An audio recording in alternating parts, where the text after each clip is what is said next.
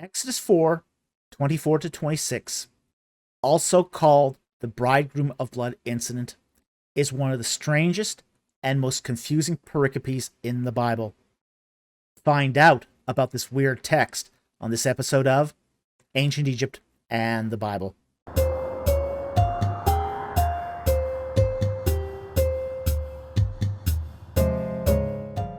The Bridegroom of Blood incident is one of the weirdest pericopes in the Bible. Few people understand the meaning of the passage. But Michael Heiser said, quote, "If it is weird, it is important," end quote. And this passage is both weird, interesting, and important. So what we're going to do is read the passage, parse the passage, then explain the passage. First, let's read the passage. Exodus 4, starting at verse 24. Quote, "Now it came about at the lodging place on the way that the Lord met him and sought to put him to death.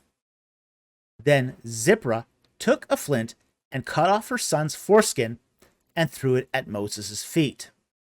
And she said, 'You are indeed a bridegroom of blood to me.' So he let him alone. At that time, she said, 'You are a bridegroom of blood because of the circumcision,'" end quote. Now, scholars have debated the meaning of this passage for millennia. A common ancient Jewish explanation is that the blood of the circumcision provided atoning power to Moses. And apparently, Moses needed this to be atoned by the blood of his son. But this explanation depends on certain assumptions, like the him in the "put him to death" meant the son of Moses. So God wasn't really angry and seeking to kill Moses, but Moses' son instead. And the problem with that explanation is that there is no antecedent to suggest that the pronoun refers to the son of Moses. It looks like it refers to Moses himself. Similarly, early Christian sources, for example, Origen, argue that circumcision in this passage served an apotropaic function, but was not salvific.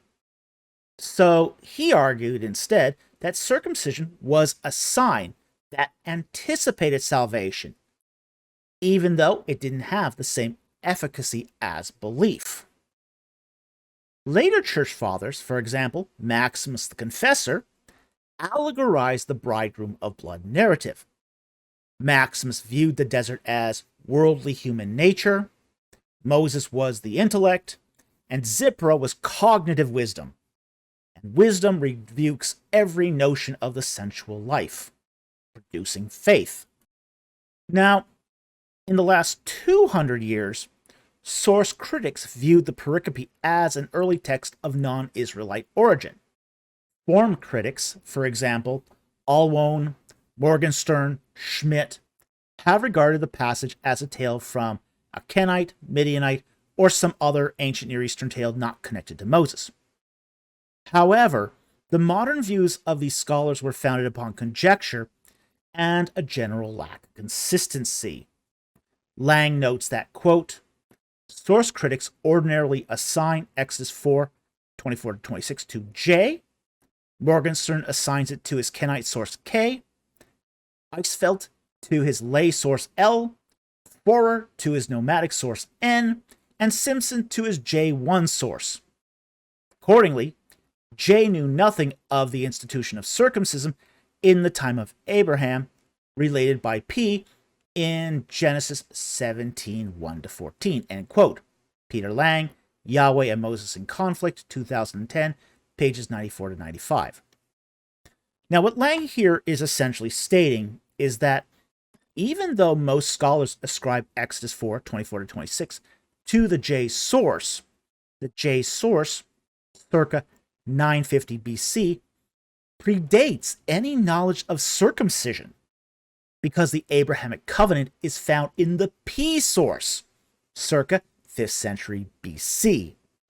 Now, that gives you a brief overview of the diversity of the scholarly opinion predicating the interpretation of this passage.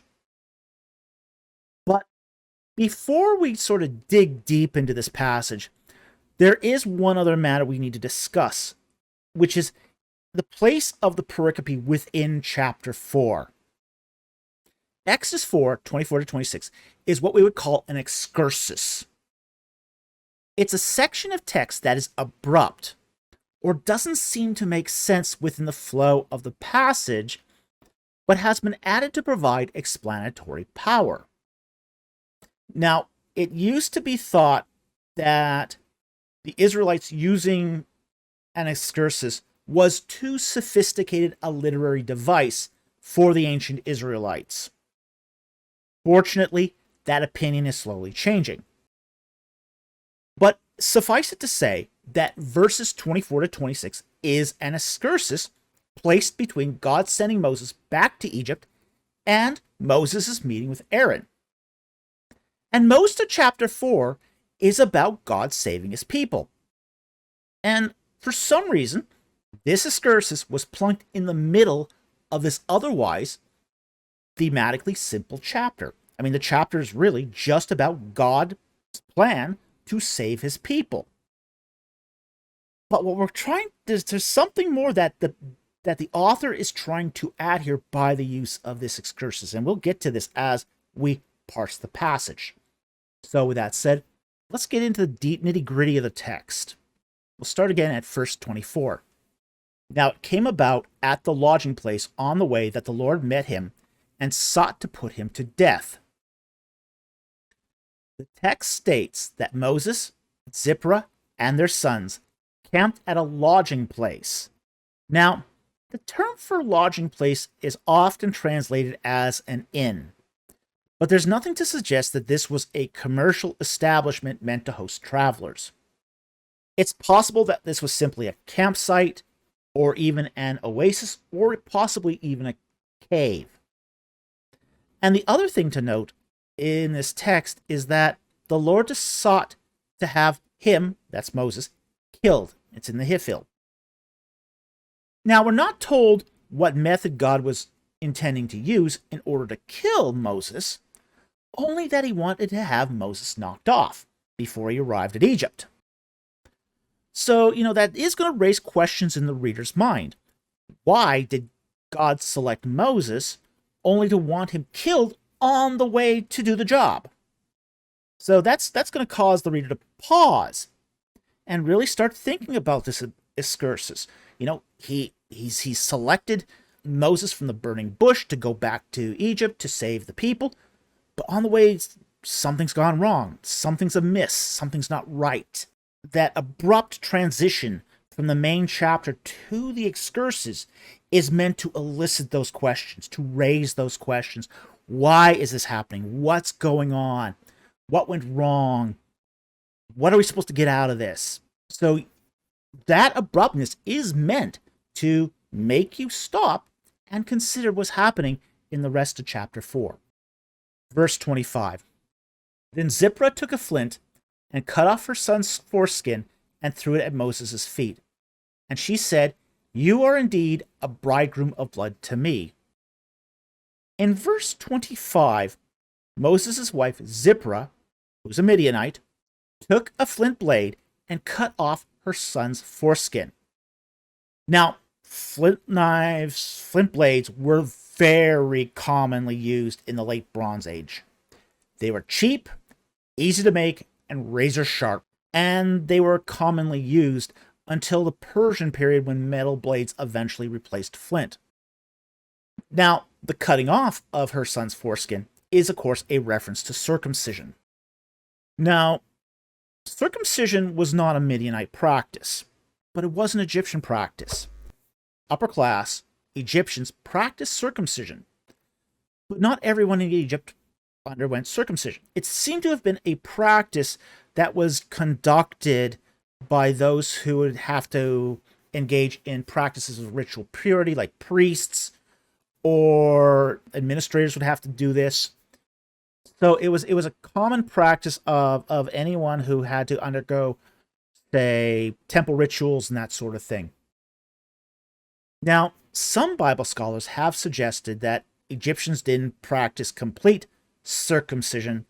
They just nicked the foreskin, basically as a way to justify that Moses had to be intoned by the circumcision of his son.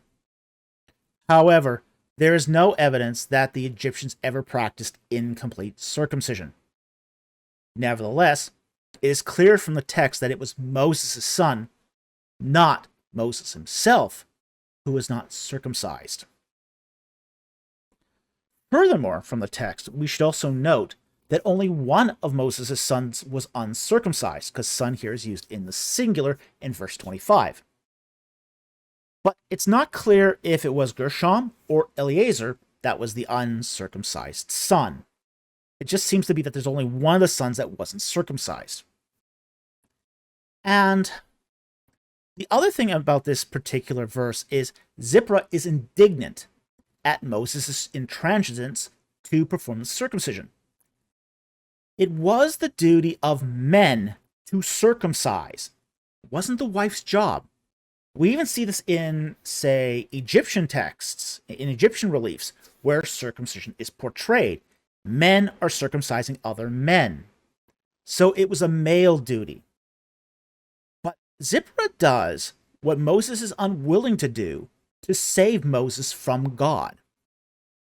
This puts Zipporah in the category of being a righteous Gentile, who followed the Lord's will, even when Israelites were sometimes negligent in their duty. Finally, we get to verse 26. So he let him alone. At that time, she said, "You are a bridegroom of blood because of the circumcision." Now, verse 26a lets us know that the Lord let Moses off the hook at this point. The terms of the Abrahamic covenant were satisfied. Now, when we talk about circumcision, you're always going to have to think Abrahamic covenant, Genesis 17. It is the condition of the covenant. So Zipporah is satisfying the terms of the Abrahamic covenant, being grafted into the people of God through marriage, even when Moses, who was born to it, didn't do it. But as a result of this, Moses could now lead the Israelites without reservation, because his children were no longer at risk of being cut off from the covenant. So then we end the pericope here with verse 26b, which is just an interpretive gloss that directly ties the bridegroom of blood to the circumcision. So this is telling you the reason why he's called the bridegroom of blood is because of the circumcision. But this is an interpretive gloss. Okay? So then, what we have in this passage, Exodus 4, verse 5, recollects that Moses is being sent, quote, that they may believe that the Lord, the God of their fathers, God of Abraham, the God of Isaac, the God of Jacob, has appeared to you, end quote. This is a reference to the Abrahamic covenant in Genesis 17. That covenant requires all the male descendants of Abraham to be circumcised, Genesis 17, verses 10 through 12, as a sign of the covenant. And any male not circumcised would be cut off from the covenant, Genesis 17:14. So then, God was sending Moses back to bring the sons of Jacob out of Egypt and restore them under the Abrahamic covenant. The bridegroom of blood issue appears to be one of hypocrisy. Moses, having lived among the upper classes, would have been circumcised while in Egypt. However, the Midianites did not perform the custom of circumcision, and Moses had acculturated into Midianite life, so that he did not circumcise his son.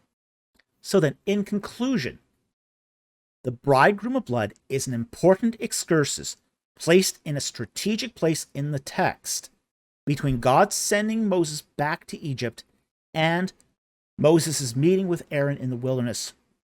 It sheds light on the reason why God was going to save his people.